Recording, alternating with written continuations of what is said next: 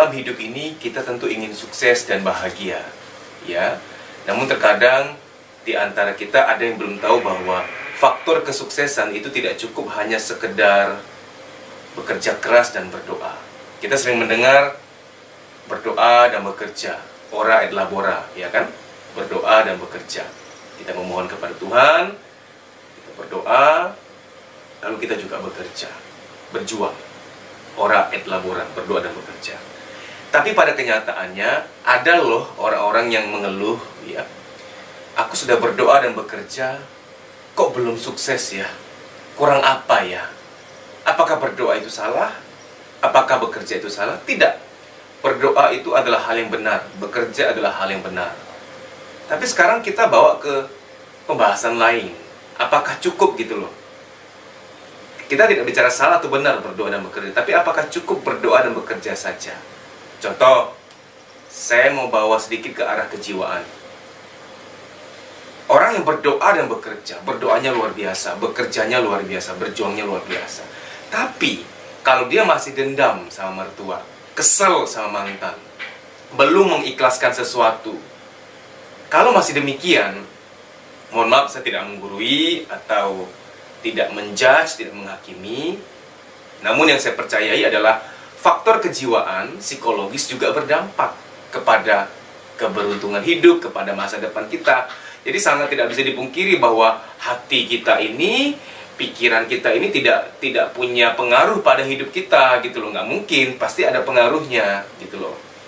Malah saya berani ngomong begini ya, ada si A dan si B. Si A ini kerja keras luar biasa.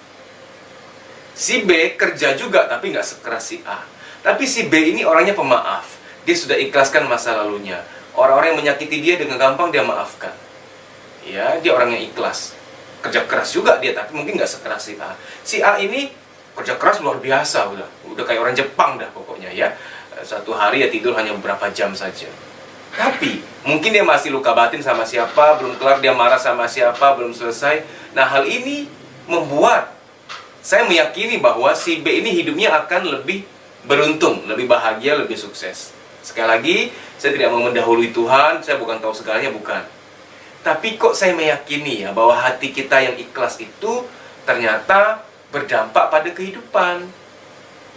Begini ya, kalau Anda lihat seseorang hidupnya kok beruntung, banyak kemudahan, coba cek hatinya dia, coba cek perasaan dia, coba cek jiwanya dia. Saya sangat meyakini bahwa jiwa dia, perasaannya itu adalah jiwa yang ikhlas, yang tenang, yang damai, yang penuh syukur. Itu mempengaruhi loh, ya. Nah, saya ingin menyampaikan kepada kita semua, ingin berbagi bahwa berdoa dan bekerja saja tidak cukup. Perlu kejiwaan kita ini ditata. Masih kesel sama orang kah? Ayo, gimana caranya supaya diterapi, supaya pulih gitu loh, ya. Nah, begini, memang kalau membahas soal luka batin, soal terapi jiwa ini, kadang-kadang kan kita berbentur dengan soal spiritual, soal agama gitu. Artinya begini loh, Pak, apakah menterapi luka batin itu harus selalu ke psikolog, ke terapis, ke konsultan? Saya kalau berdoa saja kan kepada Tuhan bisa sembuh, sangat bisa sembuh gitu loh. Oh, saya percaya 1.000.000%. Kita kalau berdoa, mendekatkan diri pada Tuhan, Tuhan pasti menyembuhkan kita kok. Saya sangat-sangat yakin memulihkan hati kita dari luka batin. Sangat-sangat yakin 1.000.000%. Tuhan bisa melakukan apa saja. Tuhan tuh pemulih yang ajaib, yang luar biasa. Tuhan bisa lakukan kok. Saya sangat percaya 1.000.000%. Sangat percaya. Tapi dalam hidup saya ingin sharing ya. Terkadang waktu kita berdoa, Tuhan tolong pulihkan luka batinku, supaya hatiku lega, supaya hidupku lebih sukses dan bahagia. Terkadang cara Tuhan menjawab doa kita adalah dengan mempertemukan kita dengan seseorang yang belajar psikologi, yang belajar di fakultas psikologi. Terkadang Tuhan menjawab doa kita dengan cara membawa kita ke sebuah acara, sebuah training, sebuah retreat mungkin, sebuah momen di mana di situ Tuhan akan meminjam acara itu, meminjam orang itu untuk memulihkan kita. Jadi kalau Anda nonton tayangan ini, ya siapa tahu berjodoh, siapa tahu Tuhan pakai acara yang nanti saya akan promosikan kepada Anda. Acara ini bisa membantu Anda, dipinjam oleh Tuhan sebagai alatnya Tuhan untuk menolong memulihkan Anda, ya. Nah, begini. Setelah berdoa dan bekerja dan luka batin, kejiwaan yang harus dipulihkan, apalagi faktor berikutnya? Faktor berikutnya yang nggak kalah penting adalah menghormati orang tua. Kita nggak sempurna ya, nggak yang bisa menghormati orang tua secara sempurna, tapi usahakanlah menghormati orang tua. Begini, kalau ada orang yang bekerja keras luar biasa, banting tulang sana sini ya, mungkin nggak cuma tulang dia aja yang sudah dia banting, tapi tulang orang lain juga udah dia banting juga gitu ya. Banting tulang luar biasa, berdoa juga, memohon kepada Tuhan, memohon rezeki, berkat juga sudah luar biasa. Tapi mohon maaf, kalau dia nggak menghormati orang tua, gimana ya? Kok ada yang kurang gitu loh.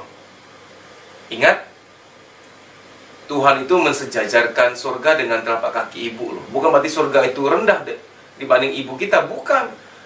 Artinya gini, saking berharganya orang tua, saking kita tuh diminta untuk menghormati orang tua, sampai-sampai kaki ibu kita disejajarkan dengan surga. Maksudnya begitu loh, saking kita menghormati orang tua. Artinya, kalau kita menghormati orang tua, surga akan kita dapat. Dan saya percaya tidak hanya surga di sana, tapi surga di dunia ini, surga dalam rezeki, surga dalam kebahagiaan kita, gitu loh. Nah, jadi semakin kita masuk ke penjelasan ini, semakin kita ngerti bahwa berdoa dan bekerja saja nggak cukup kan. Ada faktor lain kan, faktor kejiwaan. Lalu faktor apa lagi? Faktor menghormati orang tua. Ada faktor yang lain lagi gitu. Yang kelima adalah faktor kita harus banyak menolong orang lain, meringankan beban orang lain. Karena gini loh, saya kok sangat mempercayai ya, barang siapa meringankan, dia akan diringankan gitu loh. Barang siapa memudahkan, dia akan dimudahkan. Barang siapa menolong, dia akan ditolong. Ini hukum yang tidak akan berubah, tidak akan pernah direvisi sampai kapanpun. Akan selalu ada hukum ini. Undang-undang pemerintahan memungkinkan untuk direvisi. Tapi ini undang-undangnya alam semesta. Ini undang-undangnya Tuhan. Bahwa barang siapa menolong, dia akan ditolong. Barang siapa meringankan beban orang lain, dia akan diringankan. Jadi kalau ada orang yang bilang bahwa aku sudah berdoa dan bekerja loh. Wah, bekerja sudah luar biasa. Minggu pun nggak libur, Sabtu pun nggak libur. Wah, setiap hari bekerja. Keras, kurang apa lagi ya? Kurangnya masih banyak. Kurangnya masih banyak. Dalam hal apa? Yang tadi saya sebutkan. Salah satunya adalah belakangan kita banyak meringankan beban orang lain atau sedikit. Banyak menolong orang atau sudah tidak pernah menolong orang. Ini penting loh. Tapi memang dalam menolong orang, dalam meringankan beban orang lain, jangan sampai punya motif aku menolong orang biar ditolong. Bukan begitu maksud saya. Kita menolong orang tetap tulus. Karena kita menyayangi semua orang, ingin menolong orang lain. Tetap tulus, tetap tulus. Nah, kemudian bahwa bonusnya Anda diberikan kemudahan, itu memang bonus saja. Dan hati kita harus motivasinya benar ya, untuk melayani, menyayangi orang lain, berbagi kasih. Malah nih kalau kita nolong orang lain dengan niatan untuk juga kita ditolong oleh Tuhan, ya bukannya nggak boleh, tapi ya itu jadi nggak tulus dan kurang baik adanya gitu kan. Nah, saya tidak menjamin bahwa Anda kalau makin banyak nolong orang pasti akan ditolong. Tidak menjamin. Tapi saya mempercayai itu. Kita kan hidup untuk memberi. Ketika kita belakang merasa rezeki kita seret, ya jangan-jangan kita juga sudah jarang menolong orang lain gitu loh. Begini, saya ingin clearkan ya, ingin clearkan biar nggak salah paham. Menolong orang lain nggak selalu soal uang loh. Apalagi Anda yang sudah berumah tangga, dengar tayangan ini bukan berarti nolong orang sampai gimana-gimana gitu, sampai wah orang minjem duit selalu dikasih, sampai-sampai anakmu mau bayar SPP belum kau bayar, istrimu mau bayar bulanan, mau bayar itu kebutuhan rumah tangga, itu aja belum dicukupin, kau sudah minjemin uang kepada orang lain. Itu nggak boleh, gini loh, maksudnya gini. Pertama, nolong orang nggak selalu soal uang. Kedua, kalau mau nolong orang secara uang, ya, meminjamkan uang, memberi uang, itu ada syaratnya. Kalau Anda sudah berkeluarga, dahulukan keluargamu. Gimana sih engkau memberikan orang uang, tapi anakmu ini hari ini mau jajan, kau nggak kasih? SPP anakmu sudah nunggak 1 bulan atau 2 bulan, kau belum bayar, tapi engkau bela-belain nolong orang gitu loh. Uang, pinjemin, ya itu nggak bisa lah. Bukan gitu caranya gitu loh. Ya, ini saya jelaskan supaya Anda nggak salah paham. Jangan sampai Anda dengar tayang ini, oh berarti harus nolong orang biar hoki, biar dimudahkan. Anda sisa tabungan dikasih-kasih ke orang, pinjemin uang kepada orang lain, padahal keluargamu, ya anak istrimu belum dicukupi, ya nggak bisa dong. Bukan gitu caranya. Menolong orang lain berupa keuangan boleh ketika tanggung jawab terpentingmu Orang tuamu, ya, pasangan, anakmu, keluarga terdekatmu sudah engkau penuhi. Ada sisa baru nolong orang secara keuangan. Ya sedih dong Pak, sedih dong Pak. Saya kan nggak punya lebihan lagi sementara ini untuk nolong orang. Setelah keluarga dicukupi kebutuhannya, anak istri dicukupi, pasangan dan anak dicukupi kebutuhannya, ya saya nggak punya lebihan untuk nolong orang lain. Gimana dong? Kan kata Bapak dia harus nolong orang lain. Kan nolong orang lain nggak selalu pakai uang. Contoh, ada temanmu lagi sedih, kau telepon, bro sis kayaknya kamu lagi sedih ya, dari status sosial mediamu kamu curhat di sosial media, kayaknya kamu lagi sedih. Ayo dong curhat sama aku pengen dengerin. Engkau dengerin dia curhat, engkau berikan dia kekuatan, berikan dia motivasi. Itu nolong orang loh itu. Contohnya apa lagi? Engkau sibuk banget, tapi engkau mau sediakan waktu untuk seseorang yang kau tahu lagi sedih. Kau berikan puk-puk sabar ya, puk-puk di pundaknya, puk-puk sabar ya. Itu nolong orang nggak? Nolong orang. Itu lebih-lebih dari uang itu. Nolong orang banyak caranya. Ada orang mau cari kerja, engkau hubungkan kepada seseorang yang kau tahu dia lagi butuh pekerja juga. Itu nolong orang juga. Kenapa saya bicara ini? Supaya Anda nggak terlalu terbeban. Pak, sekarang justru aku lagi nyari rezeki lebih, pengen lebih sukses. Kalau nolong orang selalu harus pakai uang ya, gimana dong aku butuh uang? Maksud saya begitu loh. Jangan membatasi diri, mau memberi itu harus selalu memberi uang. Nah, apalagi faktor berikutnya. Banyak faktor untuk mencapai kesuksesan, gak hanya berdoa dan bekerja. Faktor berikutnya adalah labeling. Begini, walaupun sudah berdoa dan bekerja, berdoa dalam hal ini berdoa memohon, Tuhan tolong berikan aku rezeki yang banyak. Nggak ada yang salah. Kita wajib memohon kepada Tuhan. Saya sampai detik ini pun masih memohon. Saya sebentar lagi, waktu saya bikin rekaman ini, saya sedang bikin training.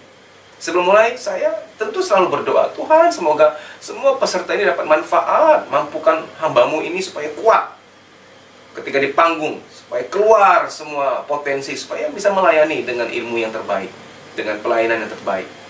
Berdoa gitu loh. Selalu memohon, berdoa nggak ada yang salah, berdoa itu penting. Bukti bahwa kita menyerahkan diri kepada Tuhan yang Maha Kuasa. Bukti bahwa kita itu menyatakan diri bahwa kita lemah. Kita bukan orang yang sakti, kita butuh Tuhan. Berdoa dan bekerja itu penting.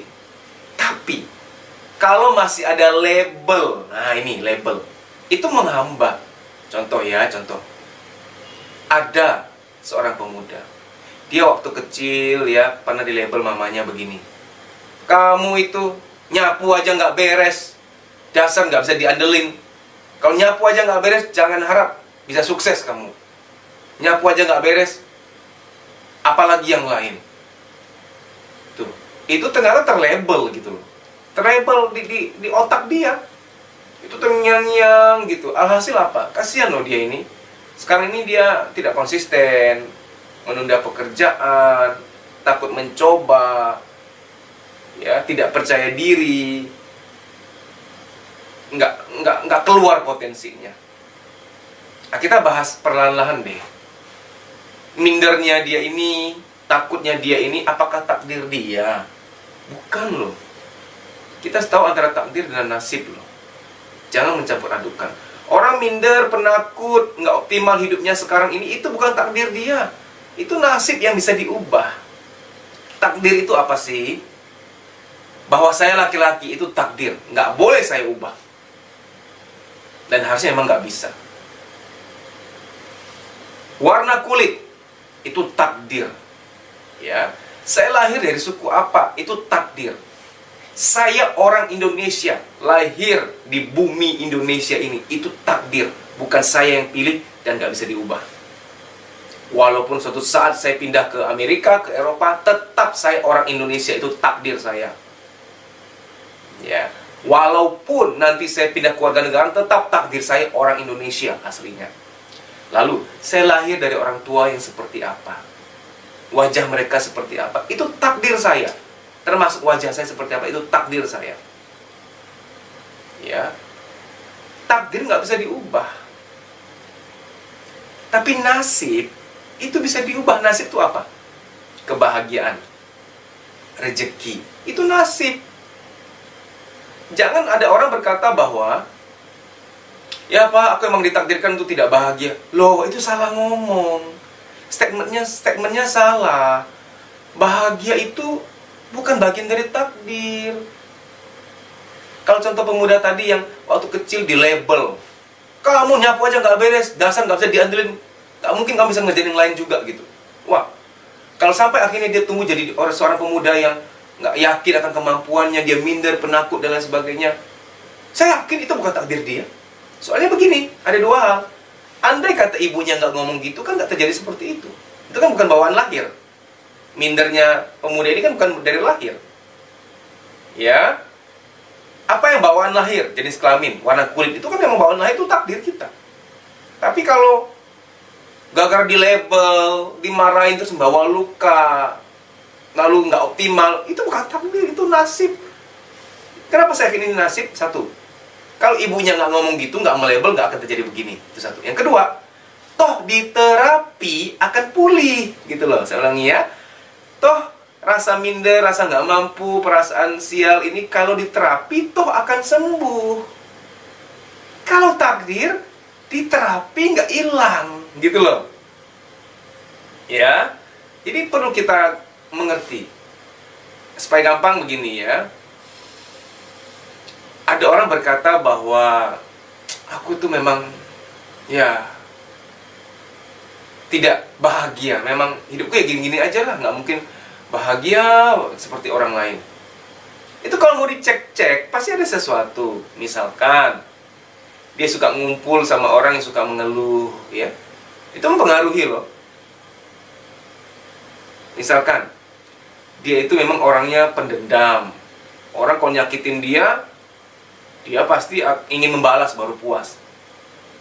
Itu apa takdir dia? Tidak. Tuhan nggak pernah menciptakan seorang pendendam, saya meyakini banget. Kita mau memaafkan atau tidak memaafkan itu adalah keputusan kita tentunya. Ya. Contoh lagi, ada seseorang yang dia tuh nggak bisa pegang duit gitu loh. Setiap kali gajian habis aja, belum akhir bulan udah habis aja. Apakah borosnya dia ini adalah takdirnya dia? Bukan. Dia boros itu karena di alam bawah sadar dia ada sugesti tentang uang yang salah. Contoh, pas dia lagi sedih, temennya datang. Udah ngapain sedih-sedih bro, sis, kita belanja aja, kita jalan-jalan gitu. Hati-hati ya, dalam ilmu psikologi begini, yang saya pelajari loh ya. Orang kalau lagi galau, lagi bete, lagi hampa, lagi sedih, lalu kita mampir untuk bilang bahwa udah ngapain sedih, kita jalan-jalan, kita belanja-belanja ya, kita ke mall. Itu akan nyantol di alam bawah sadar, dia akan tersugesti bahwa berarti oh kalau sedih, galau, hampa berarti belanja, berarti jalan-jalan, berarti ke mall. Nggak ada yang salah tentang belanja, ke mall, atau jalan-jalan, nggak salah. Tapi kalau berpola, galau pergi belanja, galau pergi jalan-jalan, galau sedih, bete pergi ke mall. Kalau berpolanya begitu, itu salah. Ya. Nah, sama seperti orang kalau lagi stres, larinya makan. Itu pasti dulu pernah ditawarin. Waktu lagi sedih, lagi galau gitu, ada orang datang. Nggak usah galau-galau, nggak usah sedih. Kita pergi kuliner aja, kita cari makan yang enak, kita nikmatin hidup. Atau waktu seorang anak lagi sedih, mamanya datang. Udah nak, ngapain saya sedih? Mau makan apa? Mami masakin ya nak, ya. Orang kalau lagi galau, lagi sedih, jangan tawarin makan loh. Jangan tawarin pergi jalan-jalan, jangan tawarin pergi belanja, nggak boleh loh. Kenapa? Nanti tersugesti di alam bawah sadar dia. Oh, kalau galau lagi sedih harus pergi belanja, harus cari makan. Nah, kalau ada seorang yang sangat boros, kalau ada seorang yang sangat, kalau dia stres dia pasti lari makan, apakah itu takdir dia? Bukan. Itu ada program yang pernah masuk dan harus dibuang. Nah, sekarang saya bahas soal rezeki. Kan kita bahas nasib dan takdir nih. Tadi kan saya bilang takdir nggak bisa diubah, nasib bisa diubah. Nah, nasib kan adalah kebahagiaan dan rezeki. Rezeki juga bagian dari nasib loh. Jangan pernah bilang, ya aku emang ditakdirkan untuk miskin. Aduh, saya kok nggak setuju ya. Gini loh, kalau kita lagi kondisi tidak kaya, kita mau jadi kaya bisa nggak? Bisa, bekerja keras tentunya. Banyak berdoa, banyak nolong orang, mengikhlaskan masa lalu, yang menghormati orang tua, membuang label-label negatif. Saya percaya nasib kita akan berubah kok soal rezeki kok. Jadi Mohon maaf, saya nggak setuju kok ada yang bilang bahwa rezekiku ya gini-gini aja lah, nggak mungkin sukses. Duh, jangan ngomong gitu. Karena saya meyakini Tuhan itu ingin kita sukses gitu loh. Mari kita berbaik sangka sama Tuhan. Tuhan nggak pernah menciptakan seseorang ditakdirkan untuk miskin. Enggak. Soal miskin dan kaya itu, gini, memang tuh di hadapan Tuhan, Tuhan tidak melihat kaya miskin seseorang, tidak. Ada orang miskin, orang kaya, di hadapan Tuhan sama. Tuhan nggak melihat harta kita. Tapi tolong juga jangan salah paham. Jangan ada yang bilang bahwa seseorang itu miskin karena Tuhan. Jangan sekali ngomong gitu. Karena rezeki ya itu bisa kita usahakan, bisa kita ikhtiarkan gitu loh. Gini, setelah seseorang memaafkan, setelah seseorang ikhlas, lalu dia bekerja keras dan berdoa, menghormati orang tua, membuang label-label negatif, banyak meringankan beban orang lain. Masa iya sih rezekinya nggak membaik gitu loh? Masa iya gitu loh? Saya kok ragu ya, orang yang menata hati, lalu orang yang sangat menghormati orang tua, banyak bekerja, banyak berdoa, banyak nolong orang, membuang label negatif, lalu dia tidak sukses-sukses juga. Saya kok ragu gitu loh, nggak mungkin gitu loh. Ya, nah ini perlu kita perhatikan bahwa faktor kesuksesan sangat banyak. Nah, nggak hanya berdoa dan bekerja saja. Saya ingin menawarkan kepada sebuah training magnet keajaiban. Nah, mungkin ada berkata, ujung-ujungnya promosi. Begini, saya punya prinsip, apapun yang baik perlu disampaikan. Jangan ditahan gitu loh. Saya bisa sampai sekarang, bisa sukses, bisa baik rezeki saya, karena hadirnya orang-orang yang menawarkan hal yang baik. Dad, kalau mau kuliah di sini, saya ikutin, benar. Dad, ini ada air yang kalau kamu minum ini alkali loh ini. Kalau kamu minum ini ada antioksidannya. Kalau kamu minum ini ada oksigennya. Ini pH-nya bagus. Saya minum, ternyata minum saya jadi sehat. Saya bisa sehat, bisa sukses karena hadirnya orang-orang yang menawarkan hal yang baik. Coba kalau mereka nggak ngomong, ngapain lah aku tawarkan ke dia, nanti aku dibilang sales lagi. Gini, termasuk kalau ada seorang sales ya, seorang marketing, kalau yang engkau tawarkan memang bermanfaat bagi orang lain, jangan malu. Jangan malu. Dia kalau nolak, udah nggak apa-apa. Yang penting tugasmu selesai. Kalau engkau tahu ada sesuatu yang baik, yang kalau engkau tawarkan ke seseorang bisa mengubah hidup dia, lalu engkau tidak lakukan, engkau berhutang sama semesta loh. Berhutang sama Tuhan yang sebenarnya mengutus engkau untuk menolong dia. Jadi sekarang saya nggak malu-malu. Saya menawarkan ini kepada Anda. Training magnet keajaiban namanya. Training magnet keajaiban. Di training ini luar biasa. Ada sesi Anda kan ada terapi psikologis, terapi luka batin, supaya membuang luka-luka batin. Karena orang kalau ada luka batin, kemarahan terpendam, kesedihan terpendam, itu akan membawa ketidakberuntungan tanpa disadari. Pak, tapi aku udah maafin kok Pak, udah aku nggak ada beban masa lalu. Ada loh banyak orang seperti itu yang nggak mengakui bahwa dia ada luka batin. Nah, gini, saya juga nggak mau menjudge. Indikatornya kita lihat dalam 3 hal. 1, ini bagi Anda yang merasa nggak ada luka batin loh ya. Oke, sehingga nggak perlu dibereskan. Oke, ada 3 indikatornya. Tolong cek kualitas tidur kita. Kalau kita sering tidurnya sering ngigau, sering mimpi, tidurnya jarang nyenyak, itu berarti di gudang jiwa kita banyak kekecewaan, kemarahan, kesedihan yang terpendam, tapi kita nggak ngeh. Kenapa nggak ngeh? Itu luka-luka yang sudah lama. Zaman balita, pernah lihat orang tua berantem. Waktu kanak-kanak, papa bentak, gitu. Luka-luka masa lalu yang terpendam di alam bawah sadar, yang kita nggak ngeh, yang file yang apa-apa aja ya, peristiwa yang apa-apa aja, kita udah nggak ingat. Tapi itu di gudang masih ada, sehingga dia ganggu di masa-masa tidur gitu loh. Nah, tapi waktu tidur aku nggak mimpi tentang masa lalu kok. Mimpi tidak selalu persis tayangannya. Kalau luka batin sama ayah berarti muncul ayah menyakiti kita. Nggak selalu. Mimpi selalu bersifat metafora, kiasan. Ya, misalkan orang mimpi dikejar ular. Ular nggak selalu karena ular itu ular beneran. Misalnya saja itu ular adalah ada ilustrasi, konotasi dari orang yang menyakiti kita. Mimpi gigi rontok itu nggak selalu gigi akan rontok gitu, bukan. Itu hanya kiasan. Bisa jadi gigi rontok itu adalah engkau kehilangan sesuatu yang berharga di masa lalu. Karena gigi kan oleh otak dikaitkan oleh adalah sesuatu yang berharga. Bukan kau akan kehilangan gigi, engkau pernah kehilangan gigi, bukan. Mungkin dulu pernah kehilangan tas berhargamu, tapi engkau belum ikhlas. Engkau ikut arisan, uang arisan dibawa kabur, itu satu-satunya uang yang kau punyai, pinjam uang mertua pula untuk ikut arisan misalkan. Lalu itu ditipu, dibawa kabur orang lain. Sehingga mimpinya gigi rontok misalkan. Nggak selalu kok gigi rontok berarti soal arisan, soal hilang barang, nggak selalu ya. Maksud saya mimpi itu bersifat kiasan selalu kok. Nggak selalu persis, meskipun ada yang persis. Ya, kalau kau masih mimpi mantanmu ya berarti kau belum ikhlas akan mantanmu. Nah, maksud saya begini, ini indikator pertama adalah untuk mengecek apakah benar kita nggak ada luka batin lagi. Karena luka batin itu bisa aja yang dari masa kecil.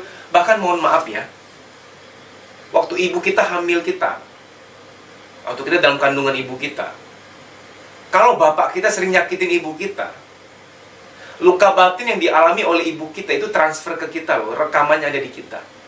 Ini bukan hal yang mistis, saya jelaskan pelan-pelan.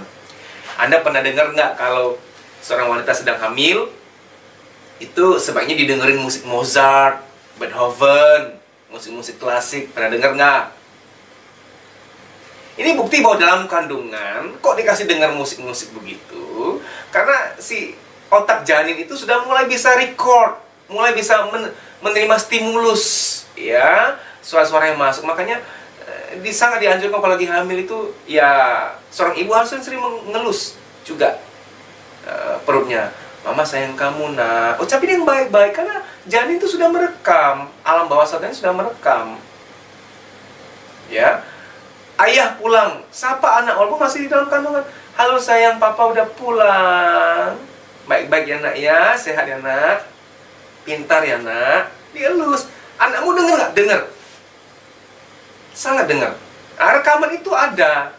Karena gini, dalam kandungan, bayi itu, janin itu sudah punya alam bawah sadar yang merekam. Ya, begini. Ada banyak kasus anak remaja putri atau putra, terutama putri ya. Ketika dia sudah usia remaja, dia ngaku ke saya begini, Om, aku tuh aneh ya. Kenapa nggak bisa deket sama bapak ya? Padahal bapak tuh orangnya baik. Baik kok. Tapi kalau mau deket sama papa tuh kayaknya nggak enak gitu. Nggak nyaman, merinding gitu. Waktu papa lagi baca koran, aku ingin deketin, kok kayaknya nggak enak, nggak nyaman aja gitu. Mau mulai ngajak ngomong kok kayaknya sungkan gitu. Padahal papa baik kok. Jangan-jangan ya, jangan-jangan saya nggak bilang bahwa pasti. Waktu kecil ayahmu pernah melukai ibumu dan peristiwa itu terekam dan masuk ke dalam rekaman alam bawah sadarmu ketika engkau dalam kandungan. Sehingga engkau untuk dekat sama ayahmu tuh agak berat gitu loh. Makanya saya selalu minta tolong dalam konseling pernikahan juga. Kalau lagi hamil tuh orang tua, suami istri jangan berantem lah. Anak walaupun dalam kandungan denger loh itu, merekam loh itu. Dan saya juga minta tolong, apalagi anak sudah lahir ya, walaupun masih bayi, masih balita, tapi kalau suami istri berantem depan bayi atau balita itu terekam loh itu. Itu sangat penting kita perhatikan. Nah, ini hubungannya apa sih? Maksudnya begini, untuk kita tahu bahwa tidur kita kalau malam hari sering ngigau, sering mimpi ya, itu adalah ilustrasi bahwa di gudang kita ini banyak hal yang harus detox. Walaupun engkau di keseharian bilang, aku gak ada luka batin, aku pemaaf, ya tapi kan dicek juga ya kualitas tidurnya. Sering mimpi, sering tidur yang seperti itu, nggak ngigau dan lain sebagainya. Yang kedua, untuk ngecek apakah kita ada luka yang harus dibuang, walaupun kita nggak mengakui aku nggak ada luka batin kok. Yang kedua adalah soal sensitivitas perasaan. Kita gampang marah nggak? Gampang tersinggung nggak? Diusilin dikit marah. Orang nyakitin kita 2, kita marahnya 10. 8-nya kok dari mana nih? Orang ngusik kita 10, kita marahnya 30. 20-nya dari mana nih? Nah, respon-respon emosi yang berlebihan itu karena ada pendaman di sini. Contoh, wahai para istri, para suami ya, kalau suamimu atau istrimu, pasanganmu, setiap kali engkau salah dikit dia marahnya berlebihan, percayalah, sebenarnya dia bukan benar-benar marah sama kamu. Dia marah sama seseorang di masa lalu, entah sama ayahnya, sama ibunya, tapi tumpahnya ke kamu gitu loh. Ya, nah, jadi respon emosi kita berlebihan nggak? Nah, ketika respon emosi kita berlebihan, itu menunjukkan bahwa jiwa kita tuh penuh gitu loh. Ada luka yang harus dibuang. Itu sangat penting. Karena dengan kita membuang, kita jadi lebih lega. Nah, di training magnet keajaiban ada sesi terapi luka batin itu biar kita lega, biar kita plong. Training magnet keajaiban nggak melulu soal rezeki biar kaya gitu, enggak. Untuk kelegaan hati, biar plong, biar lebih sabar, biar tidurnya nyenyak, biar tenang gitu loh. Ini sangat penting kita perhatikan bahwa keajaiban juga dimulai dari hati yang tenang dan sabar. Nah kawan, faktor ketiga yang bisa kita jadikan indikator untuk mengetahui apakah jiwa kita sudah penuh atau belum banyak luka batin atau tidak, yaitu melihat kesehatan badaniah. Kalau belakangan merasa sering sakit, kekebalan tubuh kok turun, padahal dulu itu ya setahun paling sakit 2 atau 3 kali. Sekarang setiap bulan, hampir tiap bulan bisa flu, bisa demam, bisa sakit kepala gitu ya. Ada aja penyakitnya, berarti kan kekebalan tubuh turun. Salah satu faktornya adalah karena jiwanya penuh, banyak beban, banyak stres, banyak tekanan yang nggak disadari gitu loh. Yang ini kok nggak dibuang, kasihan badan kita. Anda tahu psikosomatik? Psikosomatik. Psiko itu jiwa, soma itu badan. Tik itu hanya penggabungan aja, psikosomatik. Artinya, tekanan-tekanan di jiwa yang nggak dipulihkan, nggak segera dibuang, itu akan mengganggu soma, mengganggu badan. Badan jadi sakit dalam metabolismenya, kekebalan tubuh, fungsi organ, dan lain sebagainya. Nah, jadi dokter aja mengakui loh, 70% penyakit di badan kita ini dari psikologis, dari tekanan, dari stres, dari luka batin. 70% bayangin. Hanya 30% sisanya yang salah makan lah, kurang tidur lah, genetik lah, gitu loh. Yang lebih ke biologis lah, lebih ke lifestyle, ya. Nah, tapi 70% dari psikologis. Jadi maksud saya kalau ada yang bilang bahwa saya nggak ada luka batin, tenang aja, saya nggak boleh ikut training ini kok. Mohon izin, cek dulu 3 hal tadi itu. 3 hal tadi, kualitas tidur. Yang kedua apa? Cek respon emosi. Yang ketiga apa? Cek badan kita. Masih sehat bugar kah atau belakang kok gampang sakit, gampang capek, mudah sakit, dan lain sebagainya. Ya, nah, termasuk gampang capek yang gini loh. Ada orang yang mengaku bahwa, aduh pak, belakangan kok aku dikit-dikit capek gitu. Padahal dulu tuh aku bugar banget. Satu hari bisa kerja yang 10 jam gitu loh. Sore pun masih segar. Sekarang baru jam 1 siang, baru jam 2, belum sore, belum jam pulang kantor. Kok udah lemes aja bawaannya, nggak semangat gitu loh. Nah begini supaya gampang ya. Saya hampir mau jual laptop saya karena saya pikir rusak. Udah mau saya jual, mau ganti baru. Padahal ternyata memorinya penuh. Saya beli hard disk eksternal, saya pindah-pindahin file-file besar yang sekian GB, gigabyte, MB, saya pindahin. Mendadak laptop saya jadi lancar sekali. Wah, untung saya nggak jual. Kebayang nggak kalau itu dijual? Jadi apa? Kalau itu sampai terjual, sayang kan? Padahal bukan rusak kan? Pindahin data aja, memori jadi ringan, laptop jadi lancar. Nah, begitu pula dengan jiwa kita. Jangan-jangan belakang gampang capek, gampang sakit, nggak semangat. Jangan-jangan memorinya penuh. Jangan-jangan ada gigabyte, ada megabyte, emosi harus dibuang, gitu loh. Ya, makanya banyak peserta training keajaiban setelah ikut tuh lega, plong, tidurnya nyenyak. Dan Anda setelah ikut training magnet keajaiban, kalau tidur tolong pasang alarm ya. Banyak peserta tuh pas ikut training magnet keajaiban, besoknya tuh lupa bangun, jam 9 baru bangun. Sampai mau kerja udah telat. Karena kenapa? Habis di detox, lega tuh tidurnya nyenyak banget. Pakai alarm, takutnya Anda bangunnya telat gitu loh. Tidur yang nyenyak itu indikator bahwa lega, sudah plong. Gudangnya sudah dibersihkan.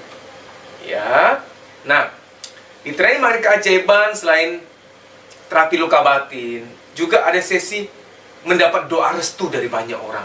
Wah, ini luar biasa. Diberikan doa restu oleh banyak orang. Loh, kok ada ya training begini, training yang mendapat doa restu dari banyak orang? Kenapa saya memasukkan sesi doa restu? Karena saya melihat juga ada orang yang sangat pintar dia. Wah, kalau soal pintar nggak usah diomongin, pintar banget. Kreatif, IQ-nya tinggi. Tapi kalau orang ini nggak menerima doa restu, nggak akan mulus gitu loh. Karena begini loh, mohon maaf ya, saya berikan gambaran saja. Ada loh orang yang nggak terlalu pintar, biasa-biasa aja, tapi dia terima doa restu ibunya, doa restu ayahnya, doa restu dari sahabat-sahabatnya, doa restu dari banyak orang. Sukses nggak dia? Saya yakin dia bisa sukses. Mohon maaf kawan, dalam hidup ini kalau kita hanya ngandelin pintar, nggak cukup loh.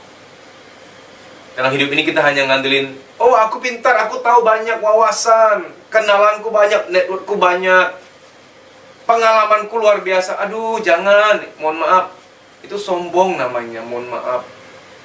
Sehebat-hebatnya kita sangat butuh doa restu. Sejago-jagonya kita, setinggi-tingginya kita berpendidikan, tetap butuh doa restu orang tua, doa restu teman-teman, doa restu sebanyak mungkin orang. Makanya ya, dalam training ini saya ada sesi di mana ber-30 orang maju ke panggung, yang nggak maju kan ratusan orang, tuh memberikan doa restu supaya mereka bahagia, dilancarkan rezekinya, banyak keberuntungan. 30 orang turun, 30 orang berikutnya gantian. Ritual begini jangan dipikir ritual agama tertentu, bukan. Saya suruh maju bergantian itu supaya terkontrol. Oh, mereka ini udah dapat doa restu loh, duduk gantian. Sekarang gantian mereka yang memberikan doa restu, agar setiap orang terpantau dapat doa restu dari banyak orang.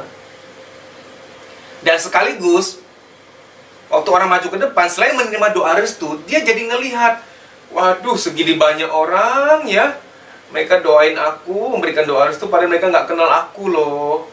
Muncullah rasa terharu itu loh, rasa berharga. Aduh, luar biasa, mereka nggak kenal aku tapi doain aku seneng banget. Makasih Tuhan. Ada rasa bahagia muncul selain menerima doa restu. Doa restunya dapat, bahagianya dapat. Coba Anda bayangkan sebuah situasi, Anda maju ke depan panggung bersama 29 orang yang lainnya. Itu di depan Anda ada banyak orang mendoakan Anda dengan khusyuk, dengan yakin. Coba rasanya gimana? Coba bayangin. Mereka semua bukan saudaramu, bukan kakakmu, bukan pamanmu, bukan bibimu, bukan keluargamu, nggak sedang sedaging. Mereka doain kamu, bayangin. Bahagia nggak? Bahagia. Akan muncul lagi rasa berhargamu. Dua hal yang kau terima doa restu, itu pasti akan membawa banyak kemudahan demi kemudahan, dan menerima kebahagiaan, rasa berharga kembali. Ada loh orang dukung aku ya, ada loh, gitu loh. Tahu nggak, banyak orang luka batin itu karena merasa, aku kok nggak didukung ya oleh mamaku sendiri, oleh misalkan oleh papaku, oleh adikku, oleh istriku, aku nggak didukung loh. Aku mau bangkit lagi buka bisnis, tapi orang terdekatku nggak dukung aku. Contoh gini deh, ada kasus nyata ya. Ketika suami mau bangkit lagi, saya mau bangkit lagi, mau buka bisnis ya. Istrinya udah langsung ngekat ngomong gini, boleh, tapi pakai uang kamu loh. Uangku yang kemarin kamu pinjam belum balik, yang merugi itu loh. Yang kemarin merugi. Wah, gini, kebayang nggak ya, orang terdekat yang sangat kita inginkan untuk dia dukung kita, dia malah ngomong gitu, gimana rasanya? Yang begini-begini ini banyak. Nggak cuma pasangan ya, orang terdekat deh. Nah, ini nggak bisa dipungkiri, ada loh kisah-kisah seperti ini yang kita mau bangkit. Sebenarnya kita nggak minta duit dia kok sebenarnya, minjem duit dia, hanya mau doa restu, tapi ya dapatnya nggak enak gitu. Anda jangan khawatir, kalau Anda mungkin adalah orang yang seperti ini, yang meminta dukungan oleh orang terdekat malah nggak dapat gitu. Tenang aja, di sini Anda dapat dukungan banyak orang. Orang kalau nggak dapat dukungan tuh memang lemes loh, nggak semangat loh, memang iya loh. Benar. Saya juga ngalamin, saya manusia biasa. Saya ini bukan gedebong pisang gitu, saya punya hati. Saya ingin didukung banyak orang supaya saya semangat. Gini, nggak mungkin Anda berkata, Pak, jangan tergantung sama orang lain. Gini, kita makhluk sosial loh. Jangan pernah memutuskan sebuah tali bahwa kita butuh orang lain. Kita nggak butuh uang mereka. Kita nggak butuh mereka gimana-gimana. Kita hanya butuh dukungan. Bro, sis, aku mau dagang ini nih, mau buka bisnis ini, mohon doa restunya ya. Iya, kami doain, tenang aja, siap. Kamu sukses ya, bro, sis. Kita hanya ingin itu gitu. Kita makhluk sosial, butuh dukungan. Butuh. Jangan terlalu arogan untuk bilang bahwa aku nggak butuh doa restu banyak orang. Aku nggak butuh. Nah, cuman kan begini. Untuk kita terima dukungan kan belum tentu orang yang kita harapkan untuk dukung kita bisa dukung kita. Nah, di training ini nih, kita emang ciptakan suatu kondisi yang sangat luar biasa, saling memberikan doa restu supaya Anda bahagia dan menerima doa restu itu. Kawan, setelah ikut training ini, kalau Anda mendadak banyak kemudahan, pintu rezeki dibukakan dengan semudah-mudahnya, selebar-lebarnya, banyak keberuntungan, Anda jangan heran, nggak perlu heran.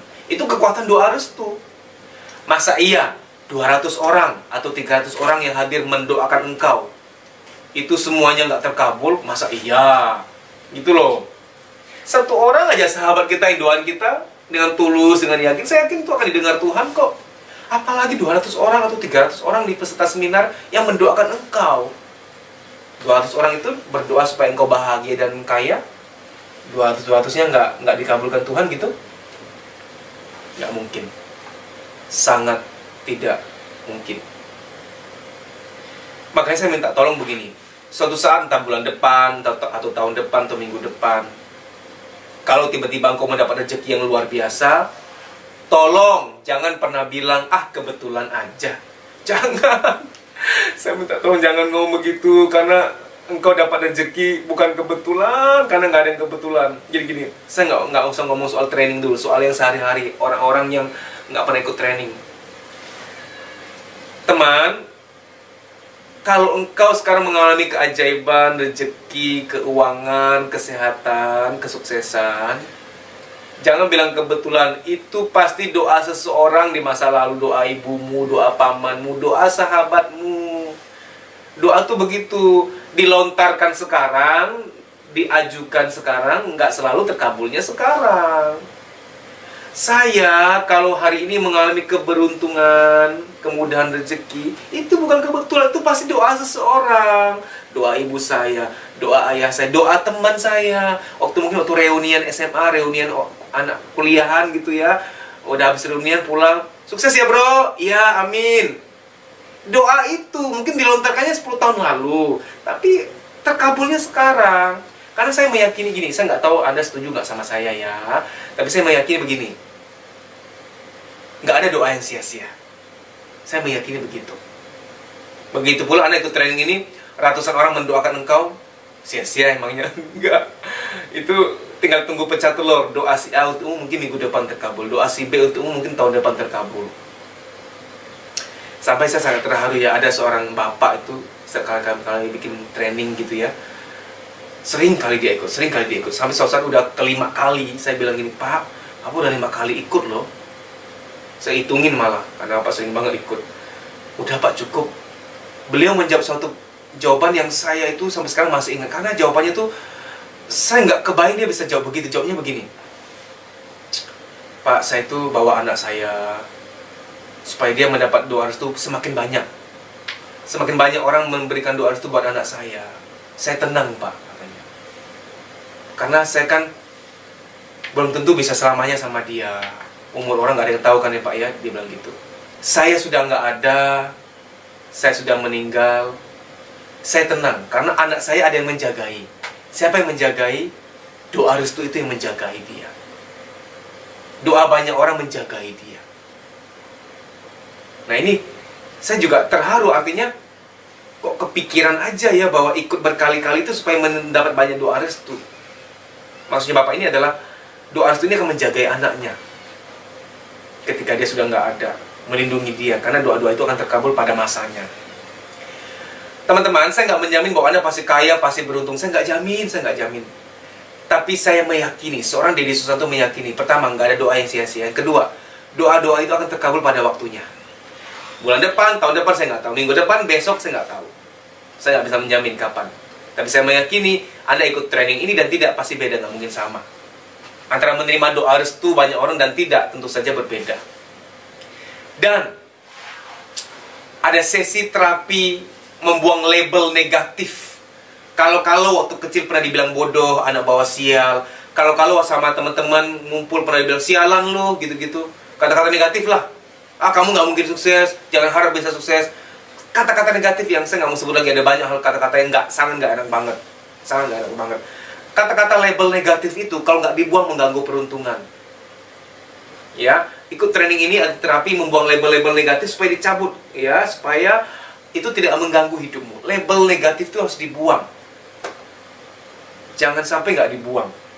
Sangat penting untuk dibuang. Nah, ada terapinya di training ini. Dan terakhir ya, ada satu sesi yang benar-benar indah. Di pertengahan nanti saya akan bilang, teman-teman siapa di sini yang bawa orang tua, yang mau maju ke depan berterima kasih pada orang tuanya, ayo maju. Ketika maju ke depan, dia akan bilang, Papa, Mama, terima kasih sudah lahirkan aku, sudah membesarkan aku, makasih banyak. Mohon maaf aku belum bisa membahagiakan Papa Mama, tapi aku ingin bahagiakan Papa Mama. Terima kasih. Di hadapan banyak saksi aku berterima kasih buat orang tuaku. Orang tuamu menyaksikan langsung. Coba pikir pakai logika aja lah. Bahagia nggak mama papamu? Begini, berterima kasih pada orang tua di rumah bisa nggak? Bisa. Kenapa harus di depan banyak orang, di depan panggung? Kenapa? Ya begini aja. Anda deh yang jadi orang tua ya. Sekarang walaupun Anda masih muda belum menikah, Anda deh yang jadi orang tua deh. Bayangin anak maju ke depan, yang nyaksin ratusan orang, dia bilang, "Mama, Papa, terima kasih. Sudah besarin aku, terima kasih buat semua." Coba dia bahagia nggak? Luar biasa loh. Pasti bahagia. Sampai tuh macam-macam tuh kreativitas mereka. Ada anak yang pas maju ke depan nyanyi malah. Nyanyi buat ibunya, bayangin di depan banyak orang. Wah, ibunya tumpah air matanya. Saya ngadain training sudah bertahun-tahun.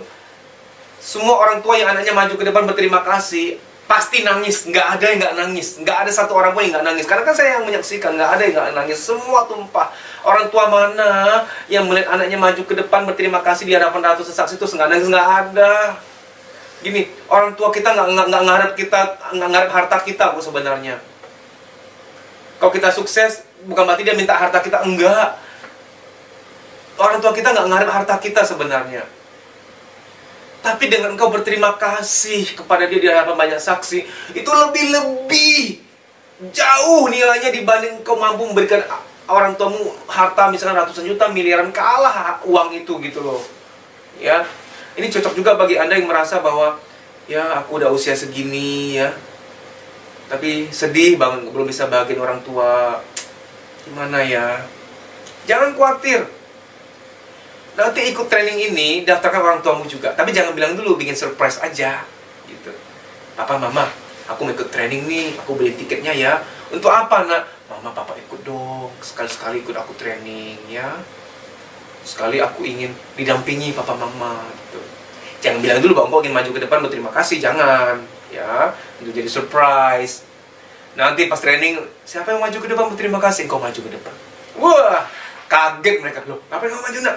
Maju aja. Papa, terima kasih buat kerja kerasnya selama ini. Aku sayang sama Papa.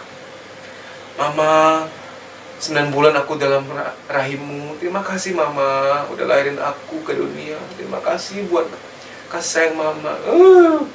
Itu bahagianya luar biasa. Engkau yang punya cita-cita, aku pengen bawa orang tuaku ke luar negeri, tapi tabungan belum nyampe. Oh, tenang aja. Anda tetap nabung untuk nanti ke luar negeri. Nggak perlu tunggu nanti-nanti. Anda ikut training ini, udah bisa bahagiin beliau. Udah bisa. Dan nilainya lebih dalam dibanding yang bawa ke luar negeri. Ke luar negeri bahagia nggak? Bahagia. Tapi orang tuamu melihat engkau maju ke depan berterima kasih kepada dirinya di hadapan banyak orang. Itu kebahagiaannya jauh lebih dalam. Ini penting loh. Ada yang bilang money cannot buy happiness, ya kan? Money cannot buy happiness. Katanya uang tidak bisa membeli bahagia. Nggak selalu. Kalau engkau beli tiket training ini untuk dirimu dan orang tuamu, dalam kasus ini money can buy happiness. Kenapa? Engkau kan beli tiket pakai uang dong. Ikut training dan engkau akan melihat mamamu bahagia. Berarti dalam ikut training ini, uang yang kau keluarkan, money can buy happiness. Maksudnya money cannot buy happiness, uang nggak bisa membeli bahagia. Itu artinya, orang kaya belum tentu bahagia, gitu loh maksudnya. Money cannot buy happiness. Orang kaya belum tentu bahagia, maksudnya begitu. Tapi kalau uangmu kau pakai untuk hal yang baik, yang memang membahagiakan orang tua, bisa dong. Kan gitu ya, termasuk ikut training ini. Nah, mengapa saya bikin training magnet keajaiban kok ada sesi yang berterima kasih pada orang tua di depan panggung sih? Ada 2 tujuan sebenarnya. Tujuan pertama adalah agar orang tuamu bahagia kan? Kapan coba ngasih hadiah kayak begini? Kalau orang tua ulang tahun kita kepikiran, ayah aku belikan ikat pinggang deh. Kita mikir harus nabung, mau beli kado apa ya buat papaku, buat mamaku. Mamaku belikan tas, belikan baju. Papa belikan misalkan jam tangan. Kita kepikiran kok ingin belikan sesuatu hadiah kok. Tapi mohon maaf kalau saya ingin berikan masukan. Kau ikut training ini berterima kasih pada orang tua di hadapan banyak orang. Itu nilainya lebih-lebih dibanding ikat pinggang, jam tangan, tas, baju yang kau bisa persembahkan sebagai kado untuk ulang tahun orang tuamu. Ya, ikut ya. Nah, alasan kedua mengapa ada sesi ini adalah orang tua bawa juga anak remajamu. Siapa tahu mereka mau maju kan? Ketika mereka maju, mereka berterima kasih kepada engkau kan bahagia. Ini tujuan untuk orang tua yang membawa anak. Kalau tadi kan anak yang sudah dewasa daftarin orang tuanya. Kalau ini orang tua daftar anak remajamu. Moga-moga dia mau maju ke depan berterima kasih supaya engkau bahagia. Jangan bilang begini loh, aku daftar percuma Pak, nanti anakku nggak mau maju gimana? Oh jangan salah, ada banyak sekali kasus. Habis pas lagi istirahat tuh orang tua datangin saya, Pak, saya tuh nggak nyangka loh, anak saya ini jangankan minta maaf, jangankan berterima kasih, dia ini selama ini tertutup gitu loh. Saya kaget, kami kaget waktu dia maju ke depan berterima kasih. Ya iyalah, kita nggak bisa nyangka kan hati seorang anak. Dan yang luar biasa adalah banyak orang tua melapor secara pribadi ke saya bahwa setelah ikut training magnet keajaiban, anak-anaknya jadi baik, sungkan sama orang tua. Yang tadinya sering berulah, membangkang jadi enggak lagi. Ya iyalah, udah merasa maju ke depan berterima kasih sama orang tua, kalau pulang ke rumah mau aneh-aneh kan malu. Sungkan, udah pernah merasa berterima kasih, dia dalam banyak saksi gitu kan.